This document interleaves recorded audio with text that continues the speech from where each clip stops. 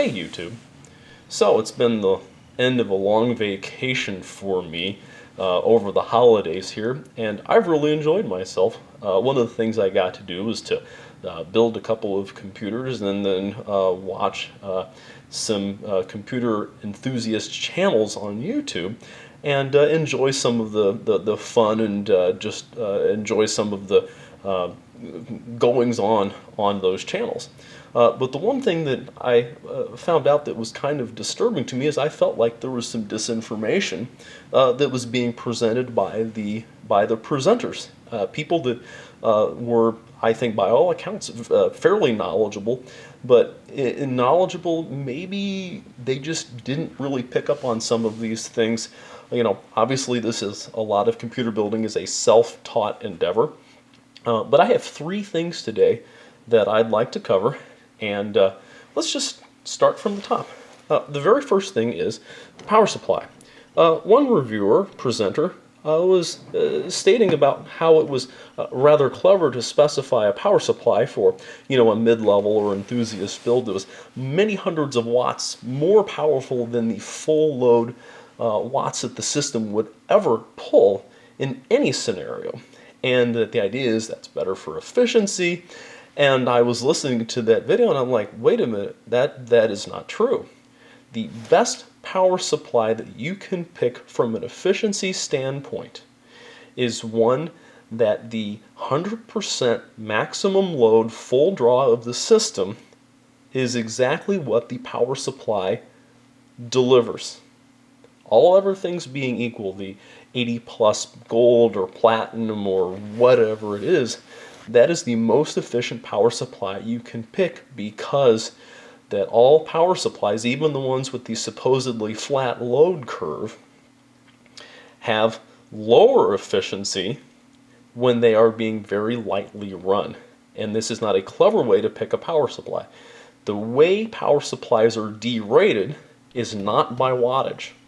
That is a method, but that is not the correct method to do it. Power supplies are derated based on operating temperature in the application.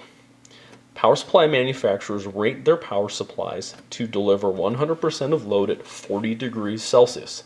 If you find one that is not rated at 40 degrees Celsius, chances are it is a low quality power supply. But the mid-grade and enthusiast level power supplies that I'm familiar with are all rated at 40 Celsius. So that's the end of issue number one.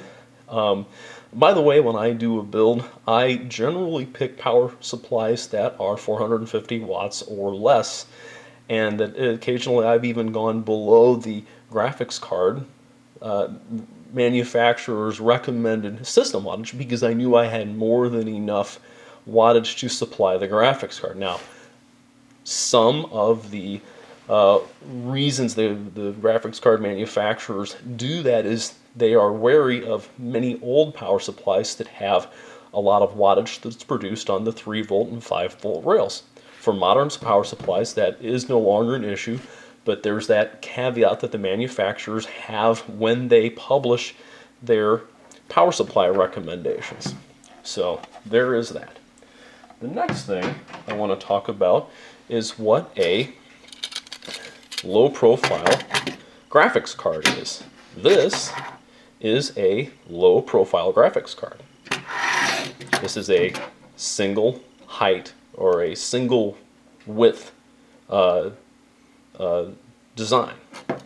Okay, obviously this is a low power, not gaming or enthusiast graphics card. This is a full height graphics card. As you can see, the bracket is much taller than the other bracket. And this is also a double height card, meaning it will occupy, when put into a motherboard, it will occupy 2 slots. It will fill in one, but it will cover another one, which will become not usable. This card is obviously made for this style of case, being a low profile graphics card.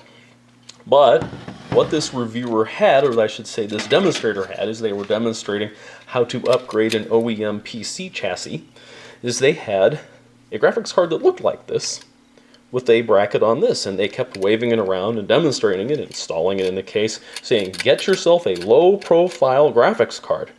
And I said, that is not a low-profile graphics card. That's a low-profile PCB, or printed circuit board. Many manufacturers make graphics cards and sound cards, for example, in a low-profile format so that they can be sold with either a standard height, or a standard height, or a low-profile bracket, so that they can be used in either small form factor systems or in full-sized cases. And I would be remiss if I recommended something and someone says, get you a low-profile graphics card, and it looked like this, and it came in the mail, and I went to put it in the case, and I went to put this in a full height case, and it only went down this far, and I'm like, well, this stops my ability to plug it in. And by the way, people will say, well, whenever they sell these, they generally have the standard height bracket too, which is not always true. I like building home theater PCs, and I can tell you that sometimes the cards are so inexpensive they do not include everything. Example is also, if you're buying, like this is from I believe a Serial ATA riser card. This one, in the example, did not come with the standard height bracket. It's low profile only.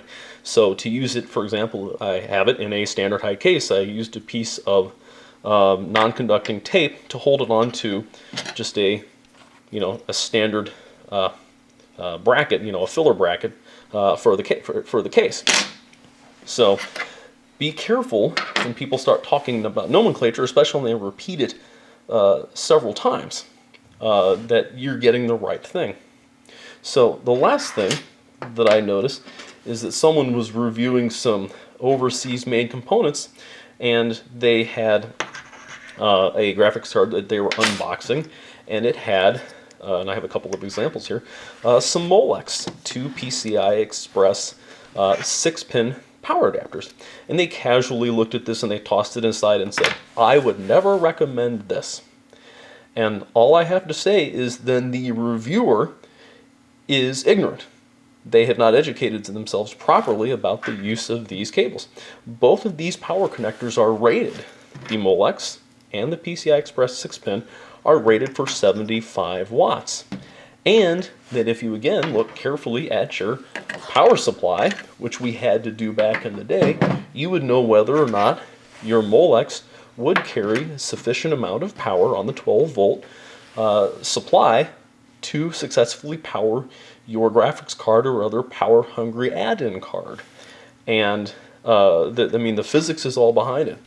This is an 18-gauge wire.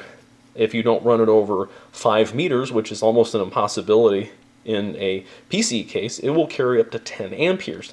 Connectors themselves are rated at something higher than that even, because I think you can probably get these in higher voltage applications.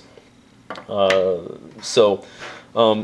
the reviewer just kind of tossed it aside casually. It's like the ATX12V spec was not updated until 2003 for the 6-pin power connector, and that back in the day you can find examples of power-hungry graphics cards that have the Molex connectors, the socket and receptacle, on the card, because the PCI Express 6-pin didn't exist yet.